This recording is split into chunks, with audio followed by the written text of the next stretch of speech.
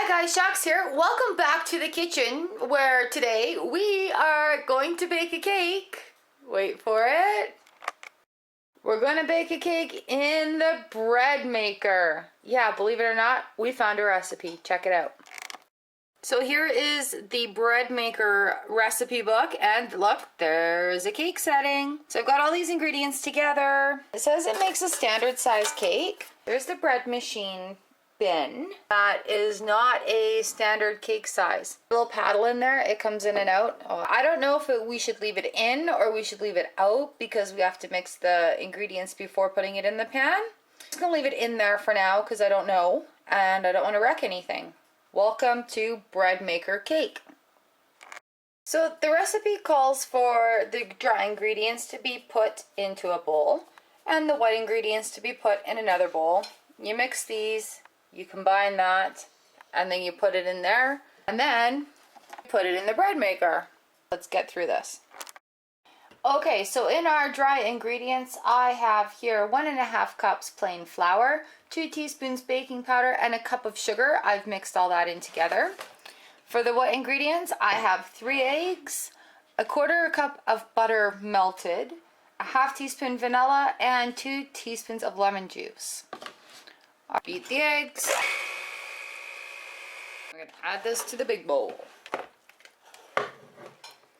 Even say for like beat it all together for 2 minutes, you know, like on a box of cake. It just says combine it. So I'm gonna mix it until it's well blended, and I'll show you what it's like afterwards so it's not so loud. Okay, so I have sprayed out the bread pan. This is a very thick batter, like a dough, so I have no idea, but it says to gently place it in the pan and then gently place this into the Breadmaker. So oh man, this is thick. So I wonder if you can like do any sort of alterations to this mix, adding fruit or chocolate, or wrestle with this, and I'll show you what it's like once I get it in there. So that's what it looks like in there. I guess it's about this full. And I did decide to take that little paddle out of the middle because it's already mixed, so it makes more sense just to have like a little pinhole in there. Okay, so I need to carefully insert bread pan into the Breadmaker. So I'm just gonna set this in, lock it like it says, and then gently close the Breadmaker lid. Alright, so that's what it looks like in there. Okay, so now we've plugged it in and it says to press the menu button until the cake program is selected. 2 hours, 15 minutes, seriously? And then press the start button. That sound means mixing. Oh crap. Ah! Okay, I took the thing out. I should have left it in. So now I gotta take the whole thing out. I'm going for the little thingy to spin it around in. And I'm gonna turn back on and start it all over again. Okay, I put the thingy back in there and it looks like it's mixing it up really well now. It doesn't say anything about taking it out. I should just follow instructions. So there's 1 hour and 1 minute left. It has beaten the crap out of that a few times. But yeah, it sat there for like 2 hours beating it.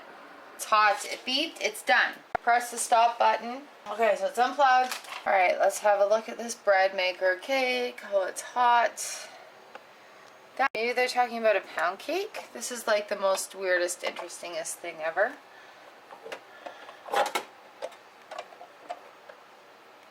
So that's what it looks like from my point of view. And it says to let it sit for a minute and then turn this up. Non-stick. Loosen around the sides. Okay, now I took the little stir thing out and I put it back in. You know, I don't know how this is gonna go. Apparently easier than I was expecting. The thingy is in the cake. The thingy is in the cake. I don't know how I feel about this. Didn't say what to do about the thingy. Surprise cake, because there's something inside there. I don't know. Standard size cake. This just, I don't know what to say about this.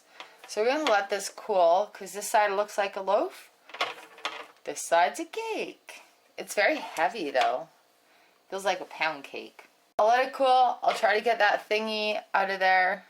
Waiting is, let's wait some more.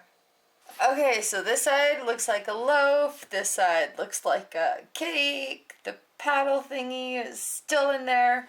But it says let it cool about 20 minutes before you slice it. I don't think I would ever do this for anybody's birthday. It does refer to it as bread in the instructions. That's some pretty dense bread cake. Oh. Surprise, you have a mixer thingy in your cake. Alright, let's have a taste of this. I'm scared. Cheers. It's like the breadiest cake I've ever seen. It's definitely the longest cake. It's taken like 3 hours to bake this. I'm so done with this cake. How does it taste, Chox? You know what? Actually pretty good. Not as a cake, but as like a sweet loaf. Like if I were to throw a banana or some fruit in that, it'd be great. Some cinnamon in this would be great.